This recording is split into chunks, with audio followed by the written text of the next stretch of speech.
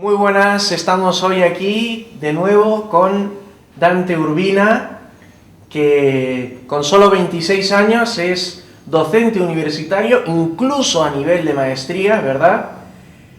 Y ha sido hace poco seleccionado en un concurso internacional, un concurso mundial para la reunión de premios Nobel de Economía que hubo en Lindau, Alemania, hace nada, este último mes de agosto, ¿verdad? Solo dos peruanos, entre ellos tú. ¿Qué tal, Dante? Que también eres autor de 4 libros, 3 de ellos de apologética, y 2 de ellos los que nos traen a colación, ¿verdad? La primera entrevista fue sobre este libro, ¿Dios existe? Una pregunta. ¿Dios existe? El libro que todo creyente deberá y todo ateo temerá leer. Y parece que este segundo libro es como la respuesta, ¿no? Porque se titula, si este era Dios existe, este se titula Dios sí existe. No solo con mayúsculas, sino con signos de exclamación. Dios sí existe. ¿Cómo defender racionalmente esta verdad ante ateos, agnósticos e incluso creyentes? Muy bien, Dante, bienvenido. Un gusto estar de nuevo dando una entrevista para Infocatólica, ¿no? Verdaderos guerreros de la fe. Y se necesita de guerreros en un contexto en que la fe es atacada tanto por enemigos internos y externos. Así es. La primera pregunta básicamente es la diferencia, porque en principio trata sobre lo mismo, ¿no? Trata sobre la existencia de Dios. ¿Cuál es la diferencia de estos dos libros, básicamente?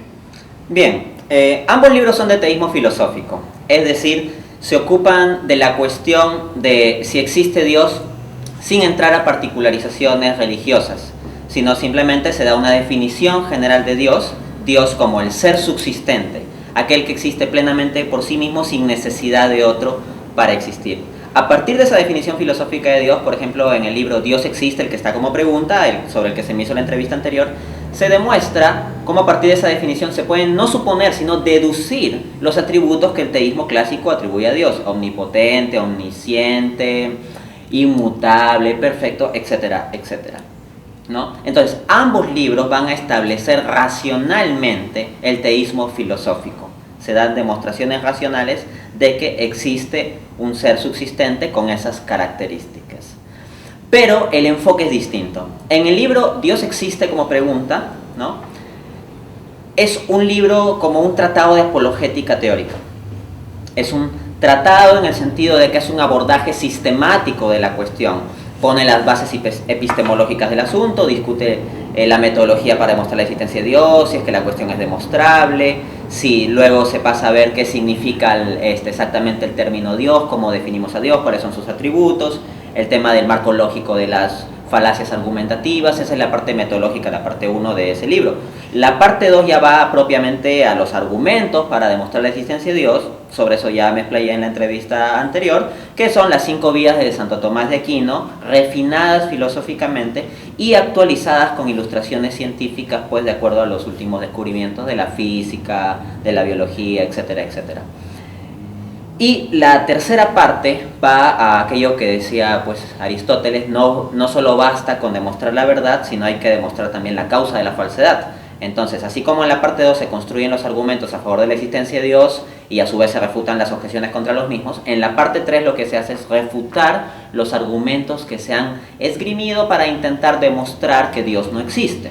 Entonces tiene una estructura de tratado sistemático: paso 1, paso 2, paso 3, primero la base epistemológica, después la demostración, después las refutaciones de las demostraciones contrarias, etc. O sea, no basta solo decir tengo razón y demostrarlo, sino que encima demuestras que todos los argumentos contrarios son falsos. En efecto, esa es la clave, porque cualquiera puede, con cierta inteligencia retórica, armar un constructo racional sobre su propia visión. Creo que gran parte de la fortaleza de un sistema de pensamiento, más que ver en cuán buenamente se puede exponer en términos lógicos o racionales, tiene que ver con cuán capaz es de refutar los sistemas contrarios. Es decir, yo en términos racionales valoro más un sistema que por su capacidad de exposición, lo valoro por su capacidad de refutación. Por eso ese libro tiene un tenor de tratado sistemático, pero lidia mucho con las objeciones. El Último libro que he sacado, no el más reciente, Dios sí existe, tiene otro ámbito. Ya no es un tratado teórico sistemático, sino es un desarrollo de apologética práctica en función de las contingencias que van surgiendo, dados argumentos determinados. Es decir, este segundo libro surge de un debate que yo mantuve en un grupo en redes sociales en el año 2012. Aquellas épocas donde debatía por redes sociales, ¿no? Épocas pasadas. En el prefacio del libro explico ya claramente el contexto de mis debates de ahora, que solo son formales, componentes acreditados. Pues bien, en ese contexto hago una apologética práctica en el sentido de que tengo que interactuar con personas de carne y huesos que están ahí, digamos, presentes en la red social debatiendo.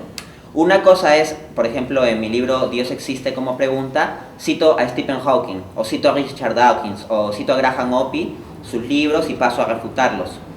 En cambio, en el otro, se trata de personas de carne y hueso que están en esos momentos con sus conocimientos, con sus emociones, con su existencia y poniendo objeciones. Entonces es un tratado de apologética eminentemente práctica. ¿Y cuáles son entonces las ventajas diferenciales de este libro? Pues fundamentalmente este tema de la apologética práctica. Es decir, ahí lo que se puede ver ya no es simplemente la respuesta de argumentos académicos, sino cómo interactuar con, por ejemplo, agnósticos que son cerrados y que te van a insistir en ponerte hasta la objeción más absurda, ¿no? O cómo interactuar con un ateo que pone objeciones burdas, muy tontas, pero creyéndose muy inteligente, y que al mismo tiempo se puede poner muy altanero. Cómo interactuar cuando hay alguien que pone objeciones de modo sincero y abierto. Cómo interactuar cuando quien pone la objeción es en realidad un creyente, pero que tiene una duda sobre alguna crítica que ha visto sobre algún constructo racional de la existencia de Dios y necesita respuestas. En ese sentido se ve un ejercicio muy interesante de apologética práctica donde interactúo por medio de los argumentos en un extremo con creyentes que ponen dudas, que ponen preguntas en forma de objeción, pero están ávidos de que yo les dé la respuesta. Y en el otro extremo, con no creyentes, que ponen objeciones y que están absolutamente cerrados a que haya cualquier posibilidad de respuesta racional y que parten de la idea de que los creyentes somos necesariamente unos inválidos mentales. Entonces, y con todo el abanico de posibilidades intermedio de todo eso. Asimismo, hay algunos tópicos adicionales que se abordan con más riqueza en esta nueva obra. Por ejemplo, algunas cuestiones relacionadas con la evolución del ser humano, ¿no? La teoría de la evolución, el tema de la conciencia. Ciertas cuestiones también se discuten relacionadas con la moral, o si el ateísmo puede dar una base para la moral, o algunas objeciones sobre la existencia de Dios que podrían estar implícitamente incluidas en este libro, sus respuestas, pero que aquí se plantean de modo explícito y se las responde de modo más explícito. Por poner un ejemplo, hay una filósofa atea, se llama Ayn Rand, ella es la principal representante y fundadora de una filosofía anticristiana, en realidad, llamada objetivismo, y ella plantea una objeción al argumento teleológico. Ella básicamente dice que no tiene sentido inferir a Dios a partir del orden del universo, porque absolutamente todo universo posible sería ordenado, porque el orden no es más que no haya contradicción. Entonces ella dice que construir un argumento sobre ese orden pues es inválido, porque como todo universo sería ordenado. Bueno, ese tipo de objeción está respondida explícitamente allí, en este segundo libro, ¿no? Entonces ese es el elemento diferencial, es decir, uno, que es un tratado de apologética práctica donde interactúo con personas de carne y hueso, y dos, que hay algunos temas que se abordan adicionalmente de modo más explícito, como la teoría de la evolución o las cuestiones de la moral, etcétera, etcétera.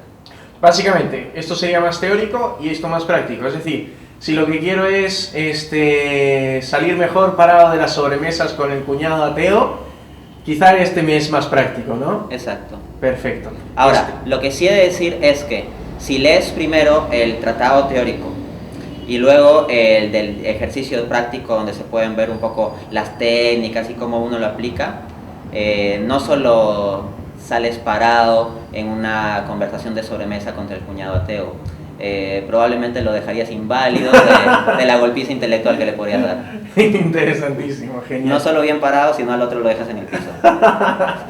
Como un auténtico combate. Hay una palabra que siempre resalta en los subtítulos de tus libros. En el primero es bastante sugerente eso de todo ateo temerá, pero en este creo que ya lo has mencionado un poco, pero dices que se trata de defender esta verdad ante ateos y agnósticos, ok, pero incluso ante creyentes. ¿Cómo es esto, básicamente? Bien, aquí hay que entender la diferencia clave entre ser creyente y lo que es el teísmo. ¿Okay? Estos libros buscan demostrar y defender racionalmente el teísmo filosófico. ¿Qué es el teísmo filosófico? Aquella postura que afirma que Dios sí existe, pero no meramente eso, sino que la existencia de Dios es la inferencia más racional que se puede hacer a partir de ciertas evidencias, y que por lo tanto no solo se afirma que Dios existe, sino también se afirma que esta creencia es racional. ¿Okay? El teísmo no solamente afirma que Dios existe, sino afirma que asumir esa proposición es algo racional, que puede ser racionalmente demostrado. Pues bien, hay creyentes que están de acuerdo con la proposición Dios existe, pero al mismo tiempo dicen que no tiene sentido demostrarlo racionalmente o que no se puede demostrar racionalmente. Dios se siente, ¿no? Pero no se demuestra racionalmente. Es una cuestión de sentimiento, de feeling, ¿no? Como dicen. Exacto, y eso implica un gran peligro. O sea, en una conversación entre creyentes, que un creyente diga: bueno, Dios es como el aire, no lo puedes ver, pero sí lo puedes sentir, entonces Dios existe. Sí, puede sonar bonito, puede sonar poético, puede sonar ilustrativo. Se me viene a la mente la canción de ¿cómo no creer en Dios? Si lo siento en mi pecho cada instante. Hay mucha gente que no lo siente en su pecho cada instante, ¿verdad? Exacto, esa es la clave, porque el punto es, dentro de una iglesia que escuches esa canción, o un creyente que escuche esa canción dice: oh, qué bonito, yo mismo puedo decir: ah, sí, qué bonita canción. Pero el tema es que desde un punto de vista filosófico, para construir un argumento general, ¿qué pasa con el que en estos momentos no tiene un sentimiento de Dios? ¿Qué pasa con el que en estos momentos no tiene una experiencia de Dios? Entonces, el punto es que el considerar la creencia en Dios como algo que no puede tener fundamentación racional implica un gran peligro. El peligro de que desde esa perspectiva se está quemando el puente para el diálogo con los no creyentes. ¿Por qué? ¿Qué tenemos? Para que haya diálogo tiene que haber un punto en común, un terreno común. Entonces, si a mí me interesa el diálogo con los no creyentes, desde una perspectiva cristiana, pues los amamos. Y desde una perspectiva cristiana, buscamos lo mejor para ellos, y lo mejor que puede haber para un ser humano es la relación con Dios. Entonces, al ser no creyentes, claro, o sea, ya complican, digamos, el presupuesto mismo sobre el que se podría construir esa relación. Por lo tanto, a nosotros los creyentes, por el mismo, y como creyentes cristianos más aún, en el afán de evangelizar, nos interesa poder comunicar la fe al otro y que eventualmente pueda venir a la fe. Pues bien, el dejar el tema de la existencia de Dios meramente como un asunto sentimental, subjetivo, es quemar el puente. ¿Por qué? Como digo, el terreno común o el puente entre creyentes y no creyentes es un punto que tengan en común. ¿Ok? ¿Qué tienen en común? ¿El sentimiento de Dios? Pues no. ¿Tienen en común la fe? No. ¿Tienen en común la Biblia? Yo le puedo citar el Salmo 14. Dijo el necio en su corazón: Dios no existe. A veces, si no crees en Dios, entonces eres un necio. O sea, él no acepta la Biblia como autoridad. ¿Qué le interesa que yo le cite la Biblia? Entonces, la Biblia no es la fuente común, el sentimiento religioso no es la fuente común, la experiencia religiosa no es la fuente común. Así que, si yo utilizo cualquiera de esas cosas en un diálogo con el no creyente, lo que voy a hacer es más bien alejarlo más de la fe, porque él va a considerar que la fe es algo aún más tonto de lo que ya lo considera, cuando la fe no es para nada tonto. Entonces, el puente está en que todos somos seres humanos, el creyente y el no creyente somos seres humanos. Ahora bien, ¿qué nos dicen los filósofos griegos del ser humano? El ser humano es el animal racional. Entonces, de la parte animal tampoco es un punto en común que nos permite este diálogo de creyente y no creyente, pero la parte racional. Entonces, si a partir del uso de la razón se pudiera demostrar que Dios existe, tenemos una base excelente para el diálogo. Es por eso que incluso hay que defender esta verdad de que Dios sí existe ante los creyentes. Porque el título dice cómo defender racionalmente. Es decir, ante los creyentes se les va a decir: oye, este no es un asunto meramente de sentimiento, esto se puede demostrar racionalmente. Y hay que defenderlo porque hay creyentes que se cierran en simplemente argumentar y decir: no, es que este es un asunto de sentimiento, no lo puedes demostrar. Y para cerrar con este punto, el que dice eso es un creyente católico, está chocando claramente con lo que ha definido el catolicismo. En el Concilio Vaticano I ya se ha definido como artículo de fe que debemos los católicos creer que la existencia de Dios puede ser probada por medio de la razón natural. Así que quien afirma que el asunto de Dios es meramente un asunto sentimental y que no se puede probar racionalmente está negando una verdad oficialmente definida. Solo que claro, como muchos católicos ni siquiera conocen lo que está dictaminando el magisterio, pues suceden estas cosas, ¿no? Así es. Me imagino que este aspecto, este puente común de la razón, te habrá ayudado y te habrá impulsado también en tu encuentro con los premios Nobel en Lindau, Alemania, ¿no? Sí. Básicamente, porque el tema de la economía es amplísimo, ¿cuál sería una valoración tuya como economista y al mismo tiempo apologista? Como economista apologista, ¿cuál sería tu valoración de esa reunión que pudiste gozar con los premios Nobel en Lindau? Bien. La apologética es la defensa racional de la fe, ¿no? La economía, ¿no?, en cuanto a rama del conocimiento, pues busca hacer un discurso racional sobre la realidad económica, ¿no? Okay. Entonces, ¿qué tienen en común la apologética y la economía? La parte racional, exacto. Y esto implica el trasfondo filosófico, es decir, yo manejo un único sistema filosófico, porque no es que haya un Dante economista y un Dante apologista como que sean dos personas distintas. Es la misma persona que hace una labor de apologista y que como profesional es economista y un académico de la economía. Entonces, detrás de ambas actividades está el mismo sistema filosófico. Yo no tengo un sistema filosófico, moral, epistemológico para la economía y otro para la apologética o el teísmo o el tema de la fe, sino que es el mismo. Entonces hay un conjunto de presupuestos filosóficos que manejo. En ese contexto, una de las experiencias que más me impresionó desde el punto de vista como economista y apologista, ¿no?, o sea, alguien que busca una defensa racional, filosófica de las verdades de fe, es sobre todo mi diálogo con Robert Aumann. Robert Aumann, premio Nobel de Economía del año 2005 por sus aportes a las teorías de juego, que tiene que ver con la interacción estratégica. Resulta que de entre todos los premios Nobel que hablaron en la reunión, él fue el que trató el tema más filosófico. O sea, siendo él matemático, no utilizó nada de matemáticas en su exposición. Ni se puso a hablar de temas particularmente especializados de economía, como hablar de tasa de interés, tipos de cambio o teorías muy específicas. No, él habló sobre el problema de la conciencia. O sea, habló sobre cómo ha evolucionado, cómo se da la conciencia del ser humano, ¿no?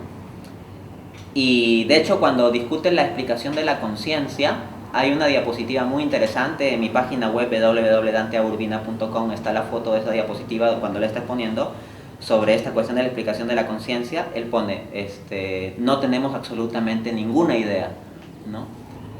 Pero de entre todos los que hablaron, él fue el como que rozó la parte más filosófica de la economía. Entonces, hubo una cena donde los young researchers que asistían, los jóvenes investigadores, podían elegir sentarse con alguno de los premios Nobel.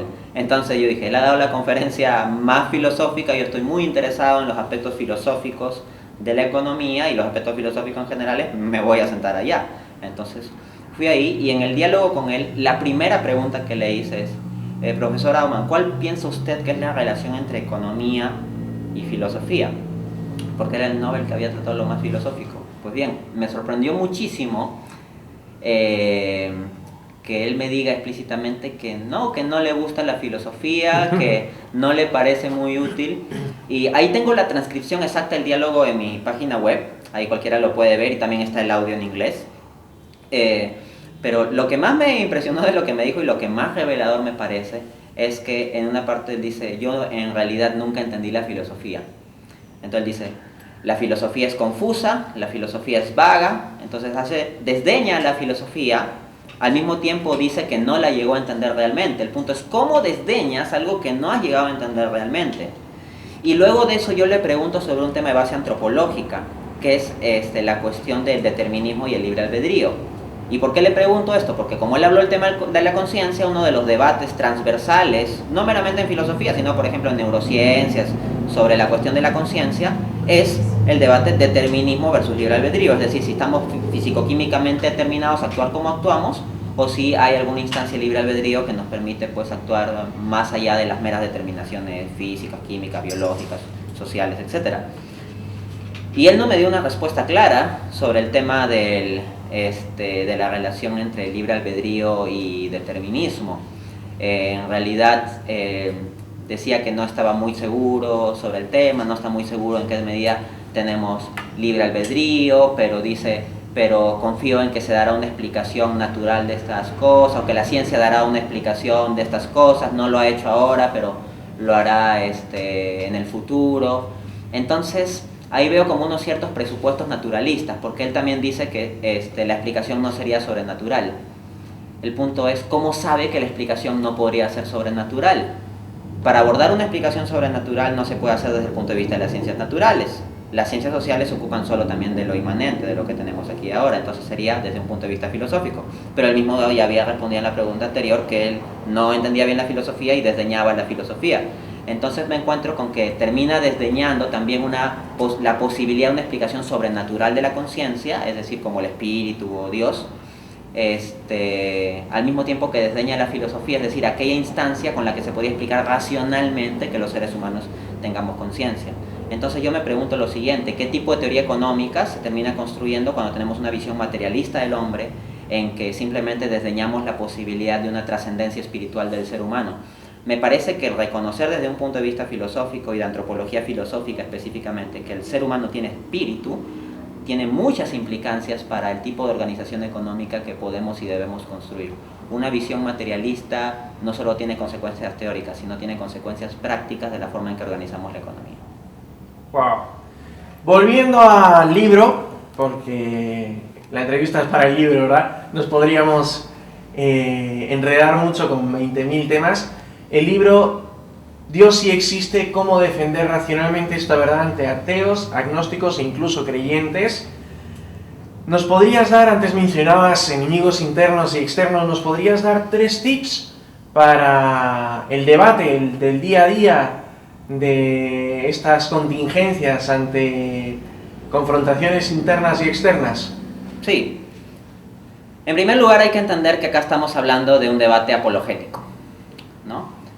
La apologética es la defensa racional de la fe. ¿Por qué hay que defender la fe? Porque a la fe se la ataca. En ese sentido, los apologistas, ¿no?, somos los guerreros de la fe. Existe la nación de la fe, la iglesia, la nación de la fe, y pues tiene enemigos externos, el ateísmo, el agnosticismo, el marxismo, etcétera, etcétera, ¿no? Todo un conjunto de ideologías y visiones filosóficas, teológicas, políticas, que son enemigos externos.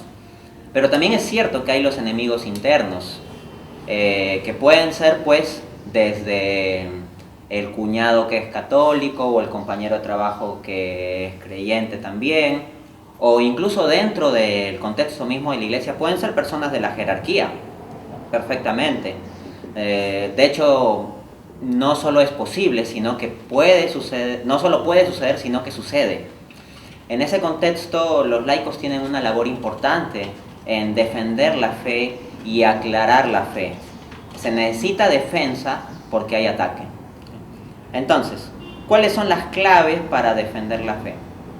Bueno, el apóstol Pedro, en su carta, claramente nos habla de estar preparados para defender, ¿no?, para dar razón de nuestra esperanza, con humildad y con mansedumbre. Entonces, a partir de ahí yo creo que se pueden sacar unos consejos clave. Uno, estar preparados. Esto significa que uno no puede entrar al debate si no tiene una preparación constante sobre los temas de la fe. ¿Cómo yo puedo debatir contra el otro para defender mi fe si yo mismo no conozco propiamente mi fe, ¿no? Por ejemplo, un cristiano que no haya leído propiamente la Biblia, un cristiano católico que no conozca bien el catecismo, un teísta filosófico que no conozca la Suma Teológica, por ejemplo, o los planteamientos agustinianos, ¿no?, o que no conozca los avances de la física. Sin que se sienta mal la persona que esté viendo este vídeo y no lo conozca, tiene ahora la posibilidad de entrar en ello, ¿no? En efecto, en efecto. Y de eso se trata, o sea, tomar conciencia de que tenemos que prepararnos. No tiene que haber una preparación constante. Si yo no conozco primero mi fe, pues ¿cómo me voy a entrar a debatir? Muchas veces lo que puede terminar sucediendo es que la persona no preparada quiere defender su fe ante el hermano ateo, agnóstico, etcétera, etcétera. Y esta contraparte le pone objeciones que hace que la persona entre en dudas de fe. Dudas que podrían haber sido probablemente fácilmente resueltas por él mismo si él realmente tuviera un conocimiento sólido de su fe. Pero cuando eso no sucede, la cosa va mal. Entonces, en primer lugar eso, preparación constante. Esto implica a su vez no solo lo que ya he señalado de informarnos sobre nuestra propia fe, sino también informarnos sobre las posibles objeciones y estar preparados de las distintas posibilidades de crítica que se pueden dar y al mismo tiempo tener preparadas respuestas racionales a esto. Luego el apóstol Pedro dice, ¿no? Con humildad y mansedumbre. Aquí se trata de que uno pues no tiene que hacer esto con soberbia, más bien con un espíritu de servicio. La idea en realidad del debate apologético es servir al hermano. De hecho, yo utilizo un término que le llamo predicación apologética. Es decir, buscar predicar al otro por medio de las herramientas de la apologética, dirigirse al otro en cuanto a persona. Y para eso hay un punto clave, que tiene que haber un amor absoluto por la otra persona y un odio absoluto a los errores contra la fe. ¿Por qué? Precisamente porque uno ama a la otra persona es que busca extirpar los errores. Por ejemplo, si yo de profesión soy médico, tengo un familiar que tiene una enfermedad, precisamente porque amo al familiar, es que tengo que matar la enfermedad. Desde esa perspectiva, así como en el ámbito corporal se da esto, también se puede dar en el ámbito espiritual o intelectual. Los errores son como enfermedades que tienen que ser atacados, matados, extirpados, ¿no? Tienen que ser diagnosticados y curados. ¿Okay? Entonces, la idea es ser muy tolerante con el hermano, tratarlo con caridad, no con ámbito de competencia, ni de humillarlo porque uno sabe más o algo por el estilo, con plena caridad, pero ser absolutamente implacable con los argumentos. Aquí yo mencioné que el apologista es como un guerrero que defiende ante enemigos externos e internos, ¿no? Como en un país, los enemigos externos pueden ser otro país que venga a hacer la guerra y los enemigos internos pueden ser los terroristas, ¿no? Que pueden ser perfectamente personas nacionales del mismo país. Okay. Entonces, lo que uno combate es los errores, vengan de donde vengan, ¿no? El propio apóstol Pablo decía, ¿no? Si les predicáramos un evangelio distinto, ¿no? Incluso si un ángel del cielo o nosotros mismos les predicáramos un evangelio distinto, que sea anatema, que sea condenado. Entonces, esa es la clave. O sea, Santo Tomás de Aquino decía, la verdad, diga quien la diga, viene el Espíritu Santo. Que retoma una frase a su vez que ya habían dicho otros santos, ¿no? Pues lo mismo el error. El error, venga de quien venga, es error y por tanto tiene que ser combatido. En consecuencia, aquí no se trata de combatir al hermano, ni de atacarlo, sino de combatir al error. En ese sentido yo veo como absolutamente deplorable en los foros de internet donde hay tanta gente que entra a debatir, que se terminan insultando, se terminan diciendo cosas pues, que dejan mucho que desear, ¿no? En los debates entre ateos y creyentes, pero también dentro de los mismos creyentes cuando debaten entre distintas denominaciones. O sea, veo católicos insultando a protestantes, protestantes insultando a católicos, y yo me digo, o sea, esta gente se pretenden cristianos, o sea, llevan mucho la atención, ¿no? Entonces, esos creo que son dos puntos clave. Perfecto. Sumando un poco las páginas de estos dos libros, solo de estos dos libros, dan más de 350 páginas de apología de la existencia de Dios. 350 páginas que supongo que implicarán, no sé, seguramente más de 350 horas frente a la pantalla, ¿no? Porque no es copiar y pegar, sino que son 350 páginas de tu puño y letra con tiempo dedicado, y no es a lo que tú te dedicas propiamente. Tú eres economista, tienes tu universidad donde das un montón de clases, con un montón de horas dedicadas a ello. Además, se ve que es de lo que tú vives, porque es lo que te ha llevado también al INDAO, a esta reunión, y lo estás llevando con mucho éxito también. Entonces, ¿cuál es el afán? Porque esto quita mucho tiempo, más de 350 páginas entre los dos libros quita mucho tiempo. ¿Cuál es el afán, Dante, tuyo, para dedicarte a esto que tú llamas predicación apologética a nivel escrito también? Claramente viene del punto anterior, ¿no? Decía que si uno tiene tanto odio por los errores, es porque tiene un amor absoluto por las personas. Entonces, desde una perspectiva auténticamente cristiana, se trata de eso, o sea, de tener ni siquiera meramente ese amor humano, sino el caritas, o sea, el amor de caridad, un amor encendido y fuerte por los demás. En consecuencia, ¿qué es el amor? De acuerdo a la visión aristotélico-tomista, buscar el bien del otro. Pues bien, de entre todos los bienes, ¿cuál es el máximo bien posible? El sumo bien, Dios. Ahora bien, entonces uno busca ardientemente que las personas se acerquen a Dios. Desde esa perspectiva, uno quiere llegar a todas las personas. ¿Y qué es lo que tienen en común todas las personas? ¿Acaso todas las personas del planeta creen en la Biblia? No. ¿Todas las personas del planeta creen en el magisterio católico que le dice acá, esto está en el magisterio, entonces es verdad? No. ¿Todas las personas del planeta creen en la tradición cristiana? No. ¿Todas las personas del mundo son seres racionales? Sí. Entonces, si uno tiene un amor absoluto por las personas y busca que todos lleguen al conocimiento de Dios, porque ese sería el máximo bien, la posibilidad para la unión con Dios, que sería el máximo bien que puede tener un ser humano, entonces desde esa perspectiva uno se puede desvivir para que las personas lleguen a esa conexión. Desde esa perspectiva sí quisiera dimensionar algunas cosas, no porque yo tenga que hacerlo por iniciativa propia, sino porque hay ataques y críticas y es bueno aclarar las cosas, ¿no? O sea, hay gente que ya te puede criticar hasta porque uno cobre un solo dólar por un libro, así, ¿no? Mercenario. Vamos a dimensionar algunas cosas, ¿no? En efecto, o sea, yo como economista, o sea, vivo fundamentalmente de mi profesión, ¿no? Como académico de la economía. Pues bien, entendamos algunas cuestiones. En primer lugar, el tiempo dedicado al libro no solo es la escritura. El tiempo dedicado al libro es todo el proceso de preparación de lo que es leer. Y si alguien revisa los pies de página que hay en mis obras, se va a dar cuenta que hay una cantidad enorme de citas de muchos autores de los más diversos tópicos, de física, de biología, de filosofía, de distintas escuelas de filosofía, etcétera, etcétera. O sea, muy amplio. Entonces, implica una lectura muy, muy amplia. Al mismo tiempo implica el proceso de redacción.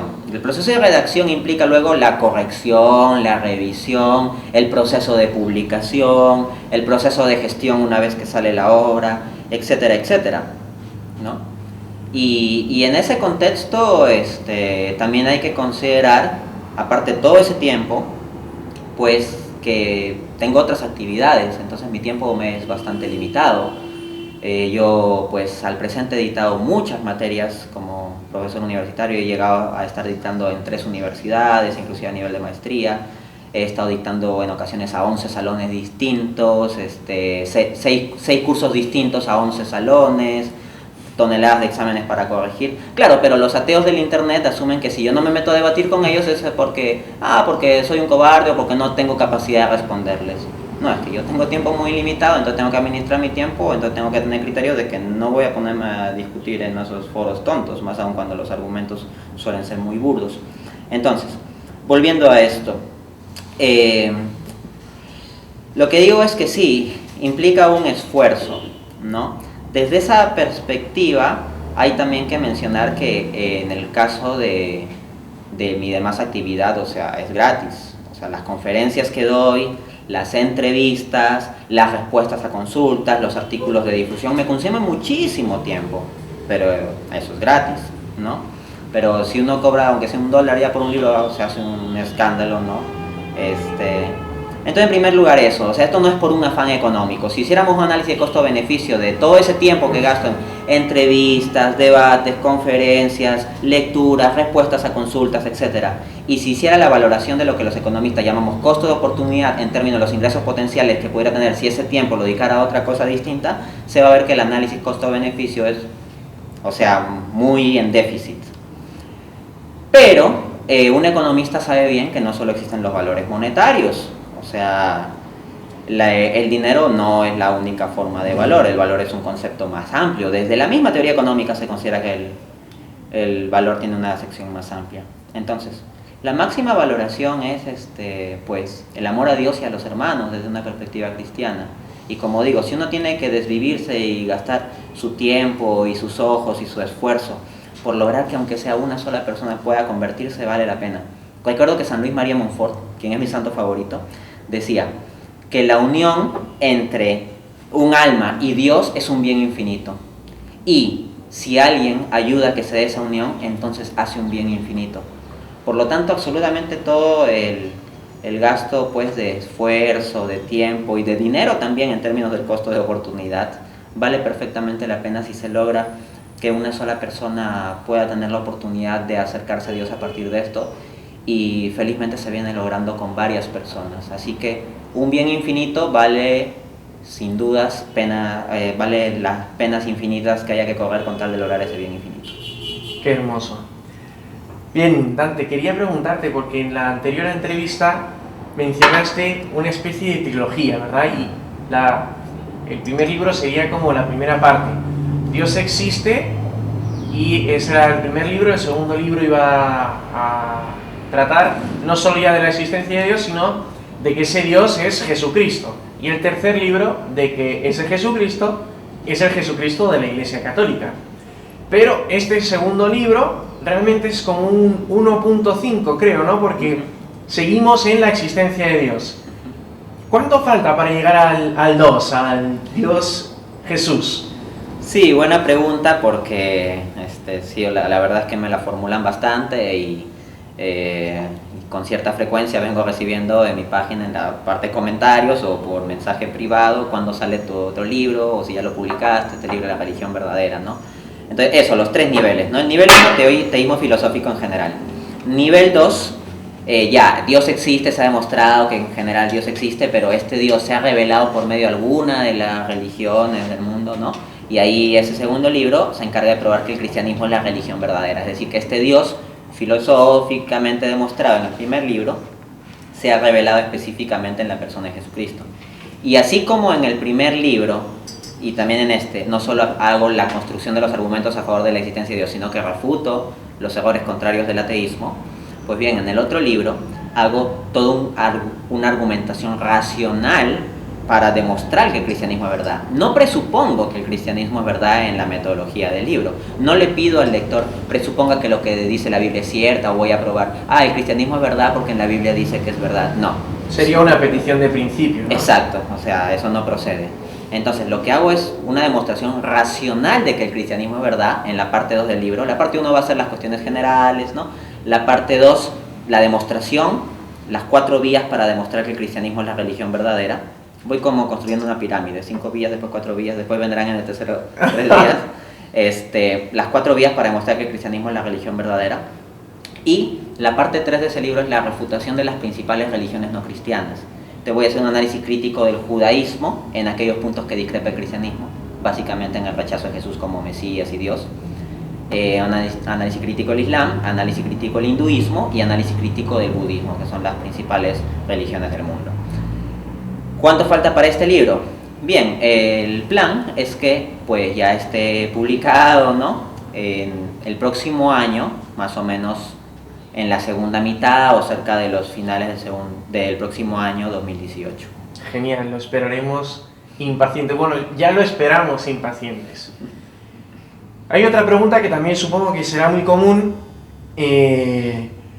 porque claro, estos 2 libros pueden ayudarnos a crecer mucho, a profundizar muchísimo, pero seguramente la sed de los ávidos lectores sea insaciable y después de estos 2 libros quieran profundizar con otros más libros. Creo que tú tienes un top 10 de libros apologéticos, ¿verdad? ¿Cuáles serían estos otros libros que ayudarían a profundizar en la verdad de la defensa de la fe? Bien. Bueno, acá cabe recordar que yo comencé a investigar estas cuestiones de filosofía y teología desde una perspectiva atea. O sea, yo era ateo, y un ateo marcadamente anticatólico. Yo comencé a investigar todas estas cuestiones con el objeto de destruir a la Iglesia Católica. Y para mí el libro clave, o sea, el que significó un antes y después, es la Suma Teológica. En ese sentido, o sea, yo digo, no, definitivamente el puesto 1 de mi top 10 de libros de apologética ateísta es la Suma Teológica de Santo Tomás de Aquino. Lo que pasa es que hay muy poca gente que está familiarizada con la Suma Teológica. La mayoría de gente que sabe algo de Aquino, dicen, de las 5 vías que ya están refutadas, o conoce las 5 vías a partir de páginas ateas que las presentan de modo simplista, o incluso pensadores creyentes que las presentan como algo ya superado.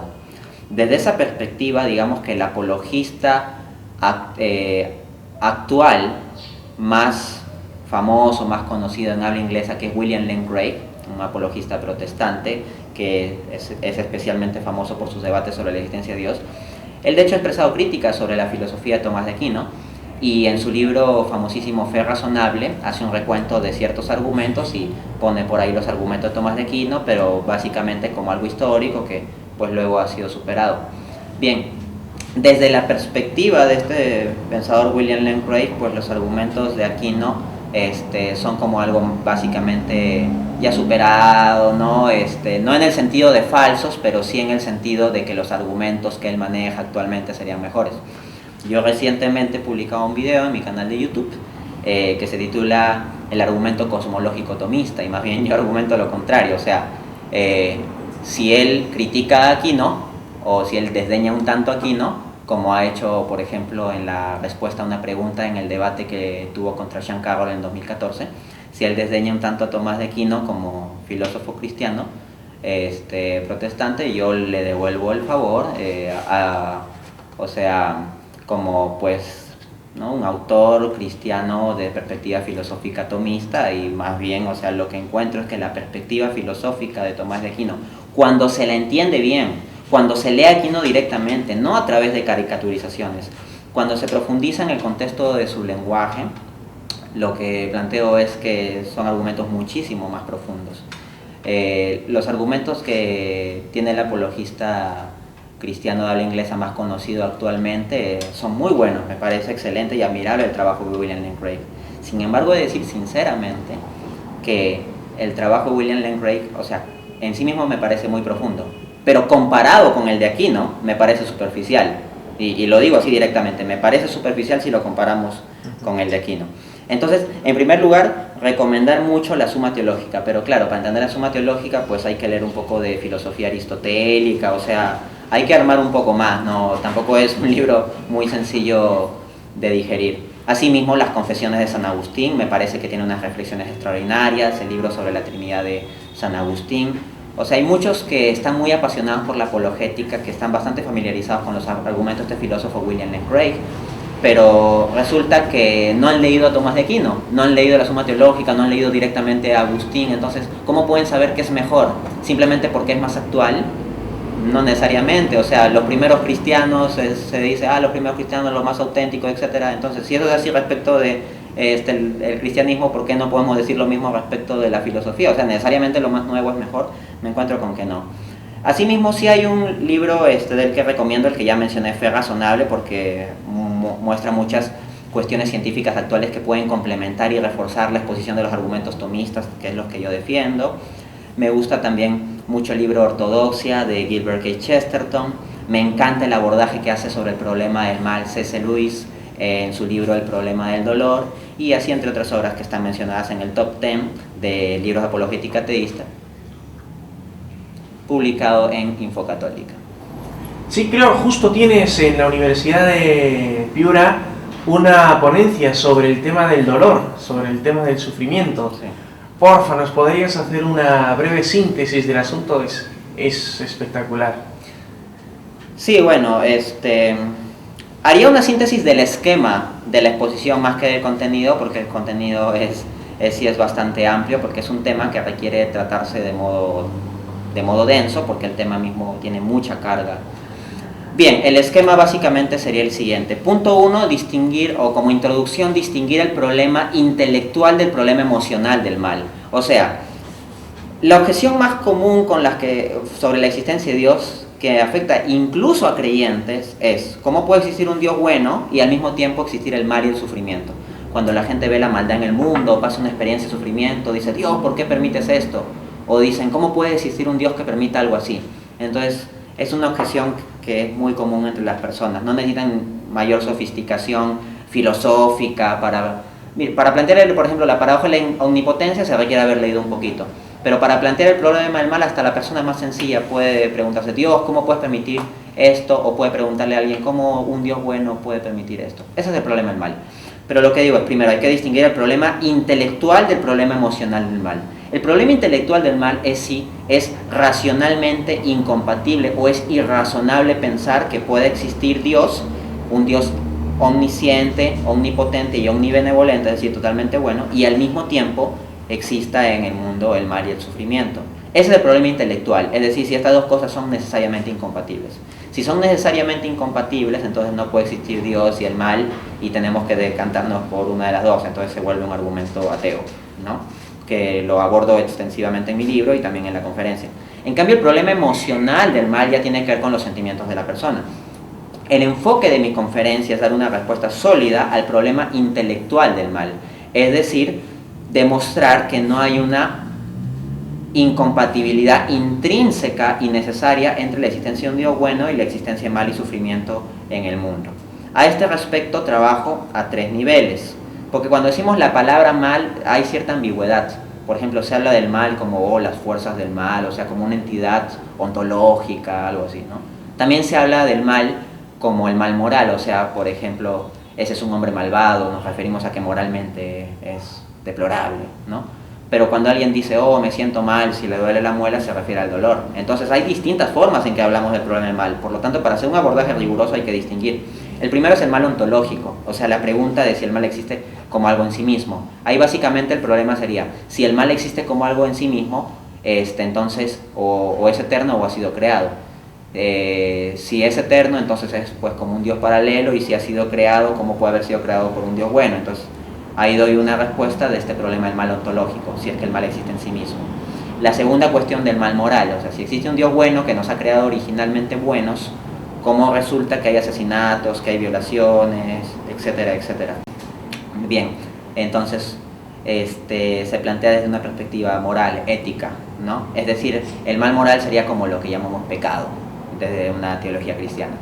Finalmente, el problema del mal existencial, que es el sufrimiento, porque el problema del mal moral se suele abordar, y ahí lo abordo con el tema del libre albedrío, pero por ejemplo cuando sucede un terremoto y alguien dice, ¿por qué Dios permite esto? O sea, no hay un libre albedrío, o sea, no es que haya una persona particular como tú o yo que decidió que vaya un terremoto o algo así, no es el acto libre de ninguna persona particular.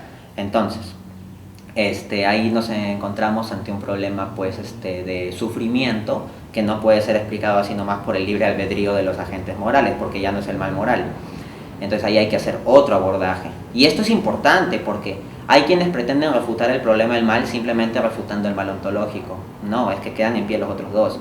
O hay quienes dicen, he visto muchos cristianos simplistas en los foros de debate que dicen, no, el problema del mal lo resuelves con el libre albedrío. Incluso hay una película que se titula Dios no está muerto, muy famosa, que se hizo, ¿no?, un muchacho que el profesor de filosofía lo reta a demostrar la existencia de Dios. Hay una parte de la película donde le dice, si Dios es bueno, el profesor ateo, ¿no? ¿Cómo es que permite los terremotos y tanto sufrimiento y todo eso, ¿no? Y el joven creyente responde, bueno, la explicación a todo ese mal es muy sencilla, libre albedrío, dice.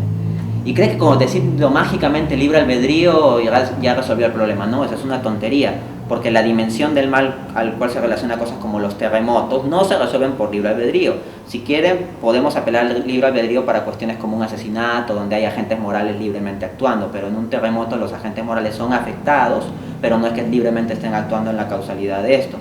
entonces el problema es más complejo y hay que tratarlo a otro nivel. Entonces esta es una conferencia que dura más de una hora, donde abordo específicamente cada una de esas tres dimensiones e incluso interactúo con las posibles objeciones que se podrían dar a las respuestas que desarrollo a este respecto. Genial.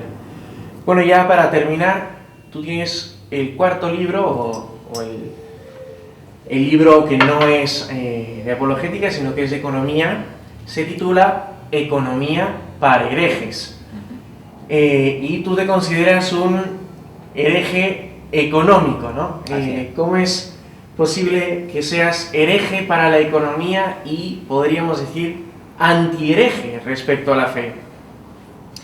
Bien, retomo el punto de que entre la economía y respecto de una visión apologética o teológica donde se hace un abordaje racional de la fe, lo común es un marco filosófico. En consecuencia, también explicaba que no es que yo tenga un marco filosófico para la economía y otro para los temas relacionados con la fe, ¿no? Entonces, la razón por la cual yo soy un hereje respecto a la economía, es decir, no creo en la teoría económica convencional y al mismo tiempo soy ortodoxo respecto a la fe, es decir, busco creer firmemente en las verdades de fe definidas, ¿no? Es en virtud del mismo marco filosófico. ¿Qué sucede? Que los presupuestos filosóficos o ciertas implicancias detrás de la teoría económica dominante, la ortodoxa, son anticristianos. Tienen bases o implicancias anticristianas. En consecuencia, por las mismas razones racionales, filosóficas, por las cuales soy creyente, me encuentro con que a un nivel filosófico profundo hay una incompatibilidad de valores, una cierta ruptura, directa o indirecta, ¿no? Desde esa perspectiva. Y también hay que considerar una diferencia. Respecto de la fe, hay pues una garantía que viene ¿de quién? De Dios. Respecto de los diversos enfoques de teoría económica, ¿de dónde viene la garantía? De los seres humanos. Pues bien, hay gente que puede pensar que uno es ingenuo porque cree en Dios. Ok, ya, uno es ingenuo porque cree en Dios. Incluso asumiendo eso, que no es el caso, no es nada ingenuo creer en Dios como se evidencia en estas más de 350 páginas. Pero incluso asumiendo el caso, o sea, quien cree en un sistema político o quien cree en un sistema económico, pues me parece extremadamente más ingenuo.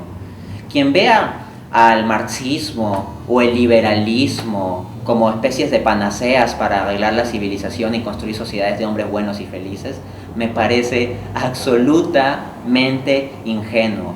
Me parece que lo más racional es tener una confianza sobre aquello respecto a lo cual Dios ha dado garantía, la fe, la doctrina, y ser bastante desconfiado, al menos en principio, respecto de aquello que viene de construcción de los hombres. Más aún cuando, desde una perspectiva católica, entendemos que hay un proceso llamado modernidad que después desemboca en la posmodernidad. Esta modernidad es un tipo de un conjunto de ideologías anticristianas que vienen a partir del siglo XVI, y la posmodernidad ya es, voy a decirlo de frente, la porquería en que eso terminó degenerando en el siglo XXI o a finales del siglo XX. Pues bien, tanto la modernidad como la posmodernidad son anticristianas. Pues bien, la teoría económica se ha gestado entre el siglo XVIII y el siglo XVII y ha sido permeada por supuestos utilitaristas, por ejemplo. El utilitarismo es una filosofía de precisamente estas épocas y que tiene que ver con la Ilustración francesa o con un empirismo medio escéptico o ese conjunto de cosas. Entonces, permeando el origen histórico de la teoría económica, hay esquemas filosóficos que no se llevan muy bien con una auténtica visión cristiana. Tú, además de escribir libros, además de hacer conferencias y debates, tienes muchos artículos en la web, tienes una página, danteaurbina.com, y además estás escribiendo artículos también en Infocatólica, ¿verdad? Medio para el cual es esta entrevista. ¿Cuál es tu opinión de Infocatólica como medio de esta evangelización, de esta defensa de la fe, no solo en cuanto a apologética ateísta, sino porque se abundan en temas de actualidad, liturgia y muchísimos otros temas, ¿no? ¿Nos podrías dar un pequeño pincel sobre Infocatólica? Bien, no voy a entrar a muchos detalles sobre esto, pero quiero establecer una proposición claramente, ¿no? De modo muy claro y sincero. Este trabajo, de este estilo apologética, seguir esta línea, considero que es un trabajo muy necesario. Pero al mismo tiempo, es muy solitario, muy solitario. En ese contexto, cuando me pongo a pensar, ¿no?, en cuán solo puede estar uno que va por este camino, pues uno se dice, ¿no?, puede haber un atenuante respecto de esto de estar solo en este camino, de este tipo de defensa de la fe. Y es ahí donde me acuerdo de Infocatólica. Me digo, no, no estoy solo en este planeta, porque también están los valientes de Infocatólica. ¿Qué es lo que encuentro en particular en Infocatólica como portal? Lo que encuentro es en primer lugar, ortodoxia. O sea, una defensa firme de la fe católica claramente definida. No meras opiniones particulares o algo así, sino una defensa del magisterio, una defensa de lo que se cree y ha venido creyendo y lo que está oficialmente definido. Entonces, puede sonar tonto el decir, lo que resalto de un portal católico como católico es que el portal católico es católico, pero sabemos que hoy en día ya decir eso lamentablemente no es una trivialidad. Decir como virtud de un portal que realmente defienda la fe católica y no otras cosas, ya es una virtud, porque cuando uno ve a otros lados se encuentran muchos portales que se llaman católicos, pero al momento de ver lo que escriben o lo que difunden o la forma en que dicen ciertas cosas, pues como que deja dudas, preocupación o a veces hasta certezas, ¿no? De que hay cosas que no van bien. Entonces, la ortodoxia católica del portal Infocatólica es algo que resalto mucho y que me alivia mucho en estos tiempos de gran confusión con enemigos externos e internos, que haya quienes se mantengan firmes y con valentía, porque esto implica dificultades. Pero no solo eso, sino también que me encanta el nivel intelectual con el que Infocatólica maneja sus temas de actualidad, de sociedad, de doctrina, de liturgia, de historia, etc., ¿no? Los bloggers que tiene Infocatólica pues son muy buenos. Realmente, cuando leo otros portales, encuentro muchos elementos informativos muy bonitos o muy interesantes o útiles. Pero cuando leo a Infocatólica, o sea, siento como, este es mi lenguaje, o me siento a gusto con esto. Es decir, no simplemente lo veo algo externo que me puede ser útil, sino desde esta perspectiva, digamos, que yo manejo, lo siento bastante cercano, me gusta mucho eso, ¿no? Y me encanta también de Infocatólica la gran fidelidad que tiene el magisterio. Tiene una fidelidad tan fuerte al magisterio que hasta puede chocar con la jerarquía con tal de defender el magisterio. Y eso es clave, o sea, esa iniciativa de los laicos y también de santos sacerdotes, ¿no?, que participan de este portal, de hacer esa defensa tan valiente de la fe. Para mí es muy valioso que se haga eso, una defensa de la fe ortodoxa y con muy buen nivel intelectual. Eso simplemente me encanta. En suma, es valor en Infocatólica aquello que tanto valoro en Aquino, es poner la fe verdadera con tremenda solidez. Perfecto, pues eso sería todo, Dante. Yo quisiera terminar con una nota de esta misma entrevista dicha por Dante en su justificación de lo que él llama la predicación apologética. Dice: se necesita defensa porque hay ataque. Muchísimas gracias, Dante. Es un placer estar siempre reunido contigo. Ha sido una gozada tenerte de nuevo esta tarde con nosotros. Muchas gracias.